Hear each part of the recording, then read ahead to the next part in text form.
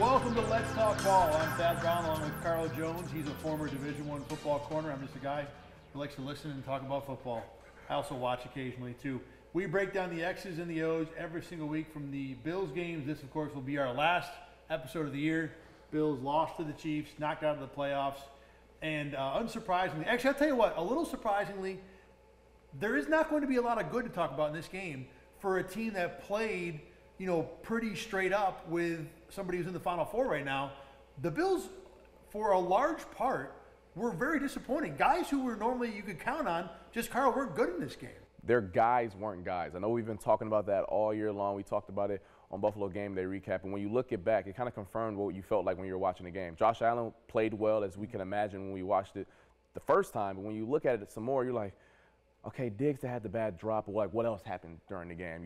You figure the D-line didn't play well because they couldn't get to they couldn't get to Mahomes, and lo and behold, the tape confirmed that as well. Just the guys that the Bills needed to step up and make plays didn't do so. Let's start with the end of the game, because people have been talking about that for a few days now. The last two incompletions for the Bills before the missed field goal. Obviously, second down is the big controversial one, because Tony Romo on the broadcast said Josh should have thrown the ball underneath to a wide open Stephon Diggs.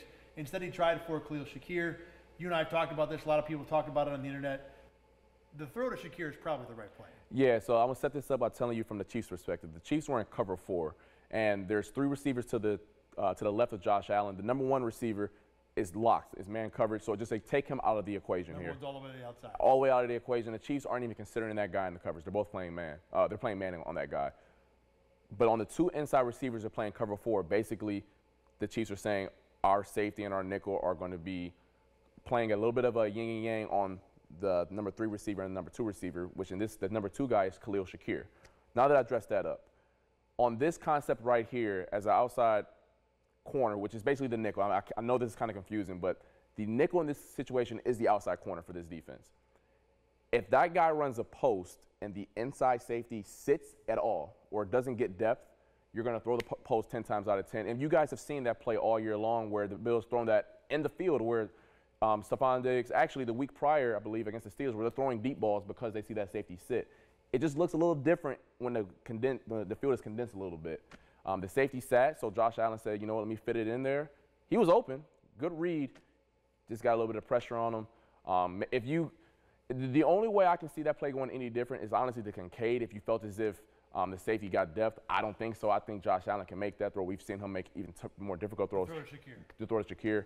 Lo and behold, Stephon Diggs was not in the reads. Tony Romo clearly said that obviously it's a difficult job to do so, but he sees someone wide open. He only has half of a second to analyze the play. That's why he said that. Regardless, Shakir was the read. Shakir was the play. Unfortunately, it didn't connect. And I know people talked about the strategy of running the clock down. That's a whole different discussion from this point of view. I don't think there's a lot of sense to that. If you're down, you take the points. But forget the situation. In that play, based on coverage and what everybody did, the throw to Shakir is not only the obvious play, but you really never even get down to the Diggs part of that progression. It's so far down. Now, the next play on third down, Josh Allen ends up rolling out to the right and throws an incomplete pass out of the back of the end zone. He did have options there where he wasn't wrong on second down, but we think he probably was wrong on third down. Yeah, the first play, that's a happening. Physical, missing throw. Guys miss throws, but guys usually don't miss reads. And on this, once again, this concept is a little bit more difficult for me to read from a defensive perspective. But when you look at Josh Allen, he reads the right, Deontay Hardy's on the right side, and he sees the safety's high, so he's clearly not going there. Then he comes back to his left. I can't tell if he's looking at Kincaid, who's in front of him, or Stephon Diggs, who's about 10 yards behind him. Regardless of what he saw, Kincaid was wide open directly in front of him, and he bails on the pocket, leaving Kincaid wide open. And even as he's bailing the pocket, Kincaid is coming with him across the field, still open. We've seen Josh Allen throw across his body 10,000 times. It might not be the right play, but we've seen him do it. Regardless, I think that play was more damning on the end of the game sequence than the first play. The first play, hey, man, the Chiefs, Chris Jones just made a play right there. That guy made a play. Josh Allen, you got to hit, I believe, Dalton Kincaid right there. Now, on the third down, there are a couple things, caveats to it. Number one, you don't know what the strategy may have been big picture. Because if you throw that Kincaid ball, Kincaid is 3 or 4 yards short of the first down line. If the Bills aren't planning to go for it on fourth down, then throwing that ball, frankly, is the same as throwing an incompletion, because if you're Josh Allen, you're thinking, what's the difference between a 44-yard field goal and a 38-yard field goal? There ain't none, you know, so there's really no reason to throw it if that is the strategy. You know, the other part of this, too, is whenever Josh rolls, he likes to roll right because he's more comfortable. Right-handed quarterback naturally does that. And over the years, this is something I've noticed about it, people look at the scramble and think, well, this is like the Josh Allen cheat code because he's so good out of the pocket. But when he does that, it's almost a roll of the dice how effective it can be, because, like you said on this play, he immediately looked to the right. Deontay Hardy was covered with a defensive back short and a safety deep. He's the only receiver over there. So when all of your receiving group is to the left and you roll to the right, you're pretty much removing any chance of a pass there. Now you're looking for a miracle, and basically, you know, one didn't happen. And that's what you get with this is why, although Josh Allen can live with the scramble, he sometimes dies by the scramble, because when you scramble to the side where no one's there and you can't run, which the Chiefs were spying them all day long, it basically ends the play. And again, look, Josh Allen was really good in this game, but these are the areas where you like to see him improve, because Greg Cosell said this about him a couple weeks ago. Josh Allen does not let the offense work for him enough. And this was a spot where you could have just thrown the ball short to Dalton Kincaid and perhaps given yourself a chance on 4th and short, or maybe Kincaid breaks a tackle and gets the first down, but you let the offense work for you. Now, look, beyond that, like we said, Josh was absolutely ridiculous. The throw to Shakir in the end zone, catch might be better, but the throw is really good. The reads were, you know, we talked in the regular season, it didn't seem like he was reading the offense well, making good decisions. That was not the case in this game. No, I know we talked about this before. Week 1 against the Jets, take the easy money, man. You can't go broke taking a profit, and they probably win that game if he plays the way that he did this past Sunday against the Chiefs. Totally agree. And so we've been saying, hey, you know, take the check down, take the easy completions. He did so. Unfortunately, his guys weren't able to break tackles, make guys miss, and it led to a game where I believe he had 26, a lot of completions and not a lot of yards, which obviously led to an L on offense and led to some drives that it's hard to sustain 10, 12 play drives. But nonetheless, with the way that the game was called and the way that the weapons had around him, the offensive line, he played well, and he was far down the list of the reasons why they lost. Yeah, and the way he operated the offense early, like you said, taking the short ones, the Chiefs made a concerted effort to take away everything deep for most of this game and make the Bills live short. And for the most part, they were living short. Even on the last drive where they failed, for most of that drive, he was still taking what he should be taking. One play in there where was Snead who baited him into the throw that looked like it was going to be nearly a pick six. But other than that, he was really, really good operating the offense the way it needed to be operated.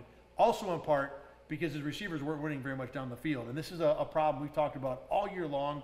We saw it in this game. And in this game too, Carl, it includes Stephon Diggs. Yeah. We talked about this about a month and a half ago when they met up with the Chiefs the first time. We were like, hey, the Chiefs have a really good secondary. That's maybe an excuse why Stephon Diggs wasn't winning. But if they see them again, they're going to have to figure out ways to get those guys open and get that passing game going. Well, Stephon Diggs had a crucial drop. Trent Shenfield had 2 more. And the other guys just weren't winning enough.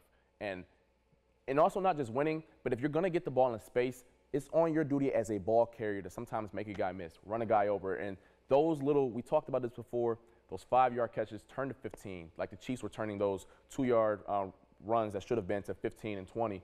That adds up. And I know it's more than just, hey, man, I caught a pass and I'm going to get tackled for 5 yards. No, break a tackle and make it 15 and 20. That wasn't happening enough for them. And Sherfield had 2 possible catches deep that he didn't make. But neither one of those is he wide open. No. You know, they're both contested plays. The Diggs play, now he's open, but because it's so far down the field, Josh couldn't get the ball to a spot where he can make the play uncontested. So at the end of the day, there weren't enough plays where receivers were open enough to make those easy catches, which is part of the reason why Josh was checking down as much. What does Stephon Diggs now look like next year? What's the big picture with him? Because I think late this year, I think you saw a little bit of regression. Not to the point where he can't be on the team or he's not a number 1 anymore, but maybe not quite the ridiculous elite receiver we've come to know in Buffalo. This is the second year in a row this has happened, though, where the tail end of the year, his productivity has dropped a little bit. So I do think that it is concerning where the more reps that you put on his legs, the more mileage that he runs, the more routes that he's out there, that his productivity drops a little bit. So is he going to be this high usage guy where he's leading the league in targets every year? That maybe shouldn't be the objective going forward. I still think he's an elite guy. I still think he's a wide receiver 1. But the guy that you had in 2020, 2021, where you're saying, hey, man, I don't care what the coverage is, the ball's going your way. That's probably not what you're looking for going forward. Because quite frankly, it wasn't like the case this year. I mean, this year, the past 2 months. If he wasn't open, he wasn't getting the ball. Like, I know some guys were, you ever watch a Vikings game, if Justin Jefferson has 3 people on him, Kirk Cousins is still like, yeah, I don't care, he's getting the ball. I don't think Stephon Diggs is going to be that target going forward. The running backs, on the other hand, I thought had a really good game and season. You know, Ty Johnson continues to run hard. He's impressive. And James Cook this year took big leaps. This is a guy that I was not optimistic about going into the season because of his size, because of his lack of the ability to do anything but cut at full speed. Yeah. But his contact balance improved a ton. He would run through arm tackles, did in this game a lot. And the vision, Carl, was incredible. The vision, I think, is the thing that took the contact balance, honestly, is probably the biggest jump from his game from year one, from honestly his junior year at Georgia to now. But the vision in this game was so great. I mean, all the cutbacks, and they'd run a lot of zone reps where he was like, hey, man, once you find that lane, go ahead and hit it downhill, especially against the Chiefs defense that's attacking. That was impressive upon watching it back. The offensive line, for the most part, was really good. I thought Mitch Morse had a fantastic game. The one thing, Osiris Torrance, again, kind of mediocre, you know, a guy who I want to see improve next year, but he's fine if the Bills, you know, have to, and I'm sure will start him again. The thing that kind of surprised me was Connor McGovern had 4 quarterback pressures allowed. And the way I count them, you've got to actually affect the quarterback to get a pressure. I don't think he had 4 all year, you know. So this was a guy who has been dependable all season, and then in the biggest game of the year had probably his worst game of the year. And we're going to have more of that when we flip to the defensive side of the ball in a minute.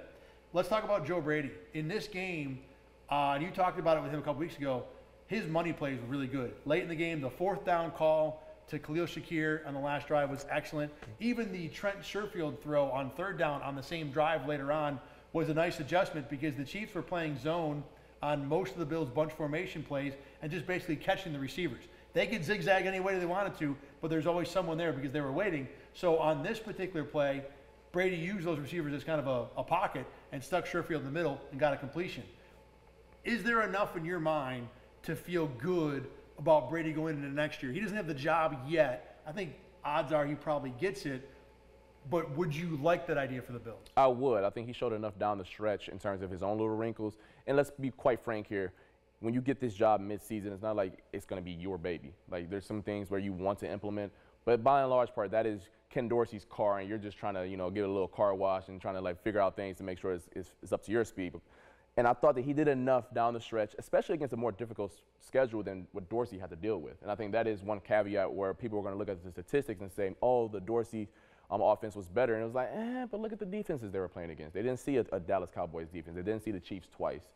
So I do think that holds some weight. And I even think about the touchdown play where Josh Allen ran it in where, hey, man, on the goal line, let's not overthink this. Give the ball to 17 and let him work his magic, and he walked in for another touchdown. Small things like that add up. If I'm a Bills fan, I would feel comfortable with with Brady next year at the OC. That car had a spoiler, dikes in the mirror, had some good detailing. I think he did a good job. You're right. Let's flip to the defensive side of the ball. And if you want to talk about guys you've depended on all year who did not show up in this game, Ed Oliver not only is in the top of the list, he might be the top 3 spots. I can't overstate how easily he was blocked in this game. Joe Thuney whooped him in the first half. Then Thuney got hurt. He was out of the game. Didn't matter. The Bills tried to move Ed Oliver over to the other guard and had the same amount of success. I think the day for Ed Oliver can be summed up. The run before the Chiefs fumble, the very end of the game, it's a sweep. Ed Oliver gets blocked by, I don't remember the guard or the tackle, but the block was so easy, that man had the chance to go down and also get a piece of Terrell Dodson. This is a defensive tackle who we've been used to seeing occupying 2 blockers. In this particular case, he couldn't even occupy 1 blocker. And for the entire game, he was getting single block. It didn't matter who was on him. And it wasn't just him. Linval Joseph looked very slow in this game. Daquan Jones sometimes was able to occupy 2. He was a little better than Ed Oliver, but really didn't show up. Your stalwart, Leonard Floyd, I barely noticed him during the game. I barely noticed him watching it back on tape. The guys who you were depending on all year long, they didn't just not make big plays. They got dominated in this game, and I was stunned to see it was even worse than I thought when it happened during the game. Yeah, that's not good to see, especially when you look at it from the Chiefs' point of view. it's not like Chris Jones dominated the game or George Karlaftis dominated the game from start to finish, but they made enough plays in key situations to help out their team. Think of the first drive of the game. Chris Jones gets the PBU when the ball could be completed right behind them for it to be a first down. That takes points off the boards. Takes points off the board, excuse me. Third down, George Karlaftis is a tip pass. That was directed for Stephon Diggs. Chris Jones, once again, forces the play to Khalil Shakir to be off target. Just plays like that. They didn't get any sacks. They didn't, well, I mean, he did force the fumble on Josh Allen, Chris Jones did. But regardless, 1 or 2 plays. That's all you need to change a game in this type of situation where the teams are just so evenly competitive, the even playing field. 1 or 2 plays change the game, and Ed Oliver and the rest of the guys up front didn't make any for the Bills. They made 0. They made less than 0, if that's possible. I will say Greg Rousseau had a really nice game. Multiple pressures, looked good. Look, Rousseau all year has been good for like a quarter or a quarter and a half, and because the Chiefs didn't have that many snaps, I think it was probably about the same amount of time. But you are at least getting that consistent production where, hey, he might not be around for all 4 quarters, but you can count on that guy to be in the backfield a couple times a game every single week. Von Miller, Carl, also had 2 tackles. Now, I don't think he looked at all different when it came to the pass rush, but did make a nice play on a run stop, did stop the screen, and even though his game was good, as we just talked about, most of the rest of this defense, when it came to getting to the quarterback, was very much not. Yeah, the Von Miller stuff, we've been getting little flashes, little sneak peeks over the past month or so, and the fact that he made a solo tackle on the screen, I know it probably got taken out of the stat book because it got the penalty or whatever. Yeah, I think so. So sorry about that, Von. But regardless, you see that play right before the half, you're like, uh-oh, we're about to get some closer moment in the 4th quarter. It never really came. But the incremental coming back to life Von was there again this week. Hopefully he can parlay that into something next year. Yeah, bottom line, though, in this game, Pat Mahomes was just too comfortable all game long. It probably did help that A.J. Klein was a guy who was primarily in coverage most of the game. And I'll tell you what, Klein can still get off a block and make a run stop. It was funny to watch a linebacker with some size who actually was able to take it. It's the first time all year, other than maybe Terrell Dotson a little bit, to see a guy like that who can fight off a block and make a play.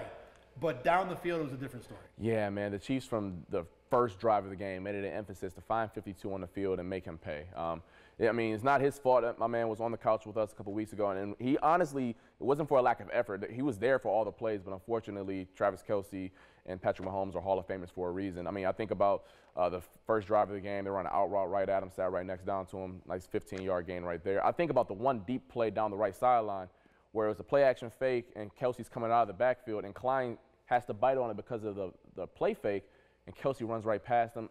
If that's Bernard can probably run step for step with Kelce, especially at this point in Kelce's career. Unfortunately, Klein couldn't make that play. Regardless, we saw it in the 4th quarter in the Steelers game where we were like, man, the Steelers are kind of peppering the middle of the field a little bit with Bernard not in there, and the Chiefs did that and then some last Sunday. I thought Terrell Dotson actually played pretty well defensively, especially later in the game. A couple nice run stops. Wasn't bad in coverage, made some stops. I mean, look, Dotson all year has been a solid player. I think, as I've talked about him in years past as being maybe the best backup linebacker in the NFL. He might still be that if he comes back next year. He's a free agent. But if you had him as the 3rd behind Bernard and Milano, I would not feel bad about that at all. In the secondary, your big concern in this game actually had almost nothing to do with coverage. It was tackling, point blank period. I mean, there were so many missed tackles. I think of the Dane Jackson in the 2nd quarter, the long Clyde Edwards-Helaire play, Jordan Poyer in the 2nd quarter on like a 12-yard run from Isaiah Pacheco. Think of the 4th quarter right before the fumble that Jordan Poyer fumbled. Micah Hyde, missed a tackle on that play. Douglas on the long Mahomes play, not really going to ding him for that. That was just Mahomes doing some Houdini play right there. But regardless, the guys in the secondary, totally different than the Chiefs secondary in terms of missing tackles. I mean, and they didn't rally to the football when if one guy missed a tackle, your brother was right there to get him down, so it didn't matter. Wasn't great pursuit to the ball. The guys missed a lot of tackles, and it turned, once again, 5-yard plays in the 20, and that's how the Chiefs got so many darn explosives because a lot of them weren't down the field. Like, I know they had a couple to MVS, 2 of those I know off the top of my head, but some of those were just, hey, man, it's me and you in the hole, who gonna win, and the Chiefs won more often than not. And a lot of that, too, was because going back to how the defensive tackles played, they weren't occupying multiple blockers enough, so you had centers and tackles that were downfield. Poor Taron Johnson had multiple plays where he's given 150 pounds to someone trying to get around him to make a block because those tackles, I mean, people might get tired of hearing that it starts up front, but it starts up front. Yeah. And that's how you end up with sweeps where you've got 3 offensive linemen blocking downfield on corners, and you only have one guy who can make a tackle because everyone else is occupied in this game. The play of the safeties, Jordan Poyer and Micah Hyde, their last game together, probably a great career in Buffalo. They've made so many great plays, big games, all pro nods, all that deserved. But forget about just looking like they were over 30 years old. They just were not good in this game. They didn't play well. You brought it to my attention afterwards, and I didn't really see it. Even on the Mahomes long scramble, I didn't like Poyer's effort in terms of making sure Mahomes got out of bounds, because I think Mahomes kind of gave himself up instead of actually trying to get more yardage on that play. Micah Hyde, and there were certain plays where I didn't like his disguise. He was too late to his rotation.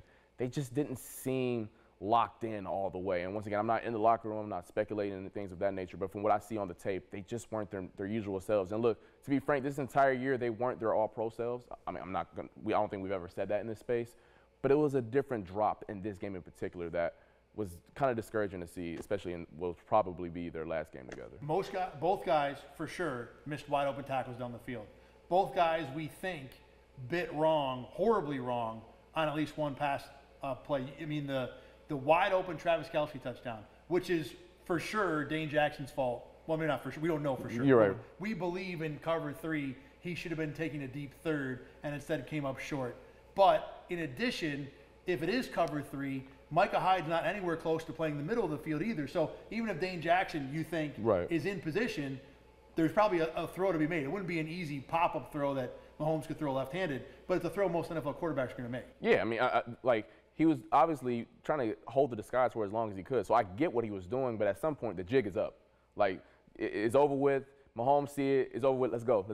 Your responsibility is over disguise 10 times out of 10. And Micah Hyde and Jordan Poyer are two of the best that I've ever seen in terms of disguising coverages. But in that play right there, it came back to haunt him. And that was kind of the theme, and like we'll go back to what I talked about a few minutes ago.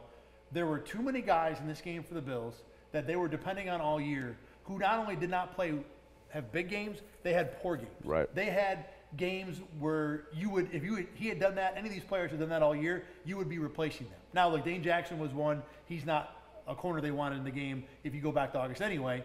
A solid backup for sure, and a guy who can play, but had a bad game in this one. And I think that at the end was not only the undoing of the Bills, but you think with the fact they lost by 3, had multiple chances to win, and did that with their safeties playing poor, their best offensive guard playing poor, their near Pro Bowl, their Pro Bowl defensive tackle playing not bad, not average, poor. And if any of those guys maybe they all have average games, maybe the Bills just win this by 2 touchdowns. And that, to me, if I'm a Bills fan, is the most frustrating part of this game. All right, Carl, that is it for us. Any final thoughts from you here at all? I mean, I just appreciate you guys checking in on us. The support is appreciated. Unfortunately, the way the season ended for the Bills, but we talked about this before. The next man up philosophy sounds really, really cute until the next man, unfortunately, isn't the guy getting paid $15, $20 million a year. Nonetheless, Sean McDermott, I think, did a fantastic job from week 6 on with that defense. Unfortunately, they ran out of bodies. They ran up against one of the best dynasties outside of the past that we've seen since the year 2000. And then Mahomes in this game played really well. Yeah. I mean, there were other than the second drive where he overthrew 2 balls in the end zone, that was pretty much the only thing I thought he did wrong for the whole game. So if you're Sean McDermott and you're scheming up with backups against the best there ever has, maybe the best there ever has been, certainly the best there is now, playing an elite game, that's a tough chore for sure. All right, for Carl Jones, I'm Thad Brown. Thanks for watching Let's Talk Ball all year long. You can find every single episode of this, RochesterFirst.com, on YouTube, and wherever you get your podcast, Apple Podcasts, Spotify, the whole deal. Thanks for watching all year, and we will see you again in the next one.